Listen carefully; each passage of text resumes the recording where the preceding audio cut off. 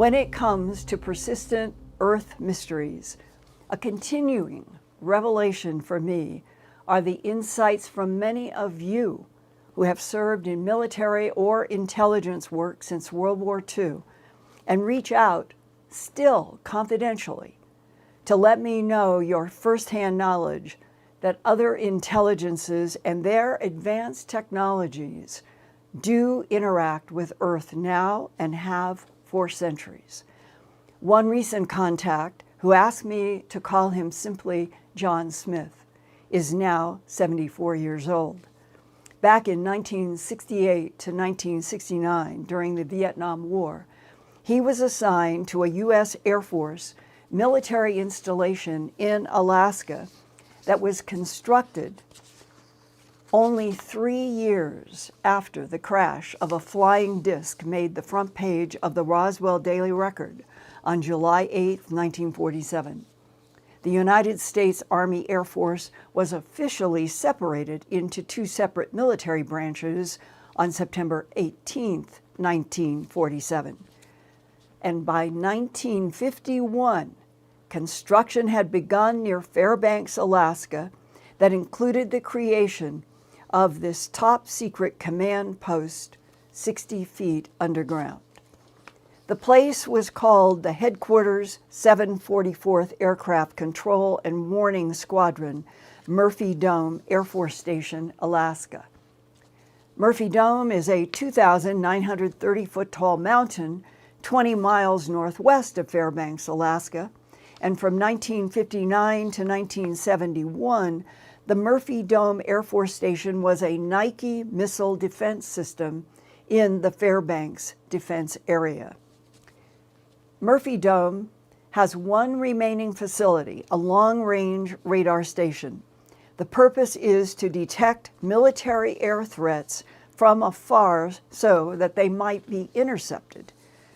During John Smith's work there in 1968 to 69, he had a top-secret clearance in order to drive around generals and other high-ranking people. And that top-secret clearance also led him down a long flight of stairs to a state-of-the-art, computerized command post 60 feet underground. In August of 1968, every person at the Little Rock Air Force Base got orders for Vietnam. And I mean everyone. So at the time, my wife was 9 months pregnant, and I didn't want to go. So I had a friend in personnel. I asked him to find me an assignment someplace besides Vietnam. He called me up, and he says, I found an assignment that you qualify for.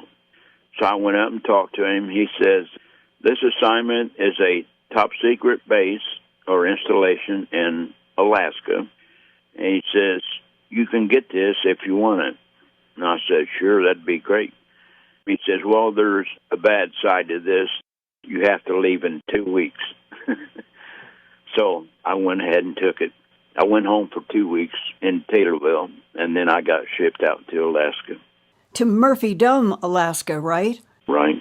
Which is about 20 miles northwest of Fairbanks? Right. And you were there from September of 1968 until 1969? Right. And how did it happen that you learned there was a large underground installation at Murphy Dome? Well, everybody had a roommate, and my roommate worked in a command post, and he told me about some of the stuff that was down there. And one day he asked me if I wanted to go down and see what was going on, and so I told him, sure, I'd go down. You couldn't get to it from above the ground. You had to go outside, and there was a doorway that took you to the stairs that takes you down below. It was a long stairway. It was about 60 feet underground. And there's guards down there to let you in. And I stood above, on top, inside the operations area. I wasn't allowed to go down and look at the computers. And my friend stood up there with me the first time and pointed out what everything was.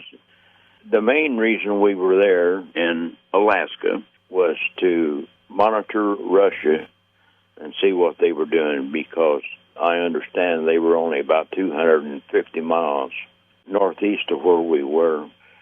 And he told me the radar equipment we got here, we can see a pilot in the plane on the runway in Russia and read his name tag and find out what his name is.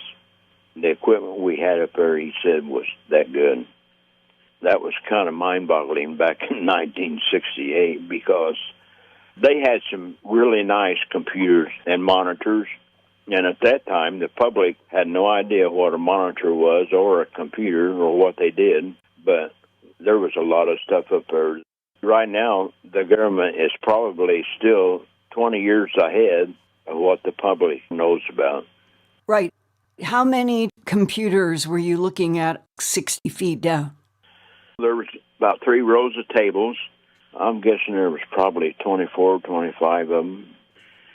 There was a large screen that had the map of the planet. You could see what was going on in any country on this planet. And then about 20 foot away from that was where the people started sitting. Any airplane or object that was in the air came up on that screen. And you could identify airplanes pretty easy. And you could also identify the UFOs pretty easy, too. Why did your friends know they were UFOs? Because evidently the people that were in charge of the command post down there told him what they were. And did he share with you what they said to him? No, you can just assume that they're people from some other planet, and they're there monitoring what we're doing. Did you ever hear from him any explanation for why they would be on that big map at a very sensitive, top-secret location in Alaska, 60 feet underground, and you were allowed to see it? Well, one reason I was allowed to see it because I had a security clearance. The whole time I was in the service, there was never anything that I was refused to see or do. Meaning you could walk into any top-secret location anywhere you went? Absolutely. But I had to have the top-secret clearance because I hauled the generals and the colonels around every place they wanted to go. Plus, occasionally, there would be a plane that flew in that had classified information, and I would have to go down to the control tower down at the landing field. Usually 2 military police would go with me. We'd pick up a briefcase, put it in my vehicle that I was driving, and we'd go to headquarters, and then they would handcuff me to the briefcase and have me carry it into headquarters. And they'd unhandcuff me and take the briefcase, and then I'd just leave. Okay, describe what you were seeing when you were seeing UFOs, and what was your friend saying to you? The UFOs that came up on the screen, he pointed out to me which ones were UFOs and which ones were planes. And you could tell them apart real easy because the UFOs were kind of diamond-shaped. They usually traveled in packs of 3 or 6 in a V formation. And you would watch them go across the screen, and then all of a sudden they would just disappear, go off the screen. Same way about coming onto the screen. You wouldn't see anything, and all of a sudden they just pop right up on the screen. They go a little ways, and then just vanish, go off the screen. Was there any part of this map of the entire world, a flat map, where it appeared to be more populated by the diamond-shaped UFOs coming up? Yeah. Most of the traffic was south of South America and Africa. That's where the heaviest traffic was. Why did your friend want you to see this? Because we were friends. And what was his work? He worked at one of the computers that did information down there. I don't know exactly what his job was, but he sat at one of the desks and did computer work. Anytime I wanted to go down, he took me down, escorted me downstairs. I went down there several times. And how many UFOs at a time did you see? Oh, it ranged from sometimes 30 to 60 at a time. Yesterday you said, we never saw them over land. They were mostly over water. Most of the time. There was a few that you've seen over land, but very few. Did you talk with your friend about the implication that if these diamond-shaped UFOs were coming up out of water mostly, did that imply they were coming from a base deep under the ocean? We weren't allowed to talk about it, so we didn't. Yesterday you said there were, quote, rumors aliens were working in Washington, D.C. Yeah, that's the first thing he told me.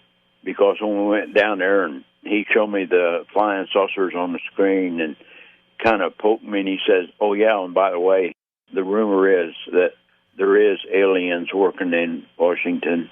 D.C. Yep. And did you say who, what, and why? No, I didn't ask questions. I wasn't supposed to. Did he even hint what they looked like? No, he didn't. You also said, quote, we had 3 large radar domes, and large UFOs hovered about 30 to 40 feet above them, and each of the UFOs was 100 feet in diameter. Yeah. Well, there was 3 large radar domes at the time, and my friend told me 2 weeks before you got here, these 2 big discs, about 100 feet, hovered above the domes for 45 minutes. He said everybody was outside watching. We had cameras, but we weren't allowed to take pictures. Did he tell you what his superior officers were saying about the large UFOs hovering over the radar domes? No, everybody was pretty hush-hush about it. We just didn't want to get in trouble and say something we wasn't supposed to.